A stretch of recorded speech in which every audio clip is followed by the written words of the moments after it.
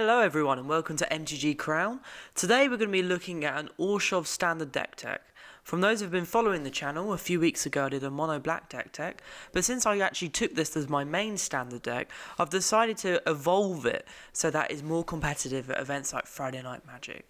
So how did I do this? I added white and hence now it's an Orshov deck. The difference between this deck and the last deck is the inclusion of a few key cards. So we're going to go over the whole deck again for those who haven't watched the other deck from before, and we're going to talk about the advantages over running white over just sticking to mono black. So as before, we have 4 copies of Shambling Goblin. So this is a 1/1 for 1 black, and when it dies it gives target creature -1/-1 until end of turn.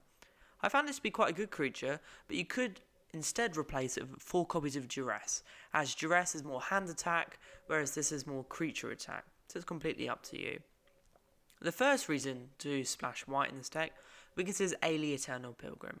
So we've got 3 copies here, and Ayli the Eternal Pilgrim is 1 white, 1 black. She has a 2/3 of Death Touch, so already awesome, way above curve. However, she has a couple of key abilities.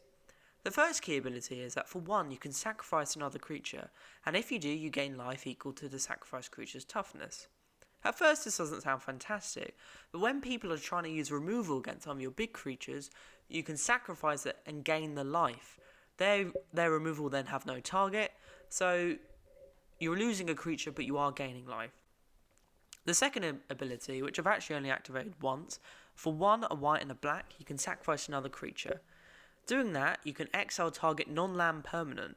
However, you can only do this if you have 10 life more than your starting total. This isn't really going to happen very often, but when it does, I can assure you you're already winning the game. Next, we have 2 copies of Carrier Thrall. This is a bit of a slot which I don't really know how to fill. Hopefully Shadow's Inner Shroud will bring us some answers. But for now, it's 1 and a black for a 2/1, and when it dies, it produces a 1/1 Scion token. This Scion token is okay, it can help us with acceleration, but for now, as I say, it's just a 2/1 vampire. Finally, we have 3 copies of Drana, Liberator of Malakir. As before, Drana is an absolute beast. Flying first strike 2/3 is amazing, and when you combine it with the fact that every time she does combat damage to a player, you put a 1/1 counter on each attacking creature you control. So what that means is that a very small army can be very, very powerful very quickly. Moving on to our late game threats, so we can see here that the influence of adding white has really taken a foot. Before we had 4 copies of Kalitas, Traitor of Get, however now this has turned to 3 copies of Kalitas, Traitor of Get. It's a 3/4 lifelink, but again as before, whenever a non-token creature an opponent control would die, instead that creature is exiled, so this is a way to completely hose the Rally the Ancestors deck. And when a creature would be exiled, you then get a 2/2 black zombie creature. So this is a way of you play this and you get extreme value over the course of the game. On it, you can also pay 2 and a black to sacrifice another vampire or zombie, and for that you get to put 2 1/1 counters on Kalitas. So this means that you can block with a zombie and maybe sack it to Kalitas to give it some extra power. An absolute reason to add white into this deck is Gideon, Ally of Zendikar. As we all know by now, Gideon is an absolute staple in Standard. Its +1 will turn Gideon into a 5/5 indestructible human soldier ally, which will smash your opponent in the face as hard as it possibly can. For 0, you can put a 2/2 white knight ally creature token onto the battlefield. So this means we can start going wider, and Gideon can also protect itself if put out very quickly. Gideon's -4 is that you get an emblem which says that creatures you control get +1/+1. Since we're going to be creating tokens, 2/2 knight white ally tokens, this is going to buff our whole team massively. Next we play 3 copies of Onyxilus. +1, draw a card, something we need to do in this deck. Its -3 is destroy target creature, so quite often we play Onyxilus on curve and destroy an opponent's creature. We destroy an opponent's creature, Kalitas will then exile that creature for us, and we get a 2/2 black zombie creature. It's -8, you're not going to hit it, but if you do, it will just help you win the game very slowly. Finally, we play 2 copies of Linvala the Preserver. So Linvala the Preserver is very cheap at the moment, and lots of people don't think it's actually very good. But I should tell you why I actually think it is good. So you look at it, a 5/5 for 6. Not great stats, flying it's okay, but there are a lot of better things you could play. But the reason we play Linvala is because ideally, if everything else has gone to pot, we play Linvala. So let's have a look at the best situation. So say we're playing a deck which is about to overrun us. We're low on life, we're low on creatures. We play Linvala.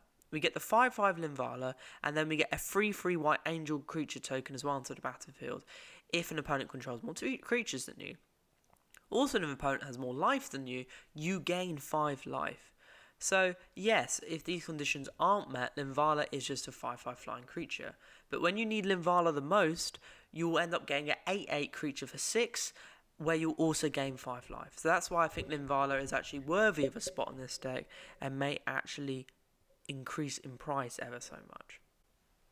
Finally, let's move on to the rest of our spells. So this is 4 copies of Read the Bones for the card draw, 2 copies of Murderous Cut, 3 copies of Grasp of Darkness, and 3 copies of Ruinous Path. So all of these things are removal, as every time we remove a creature, we're going to get a zombie with Kalesis and it gets exiled. So these are just fantastic ways to keep applying to the pressure to our opponent. Splashing white in the deck has made our land base a lot more complicated. In this version of the deck, we are running 8 fetch lands, a Prairie Shaman and Sunken Hollow. So these cards allow us to produce both white and black mana very easily throughout the course of the game. We're also running 4 Shambling Vents and 4 Caves of Corleos for even more white and black sources. We're also running 4 copies of Shambling Vent in the deck. So Shambling Vent, even though it comes in tapped, the ability for it to become a 2/3 white and black elemental creature towards the end of the game just increases our density of threats in our deck. So quite often this deck doesn't have fantastic matchups with control. However, if we can play creatures which they have to destroy at instant speed like Shambling Vent, it just gives us a bit more longevity in the game.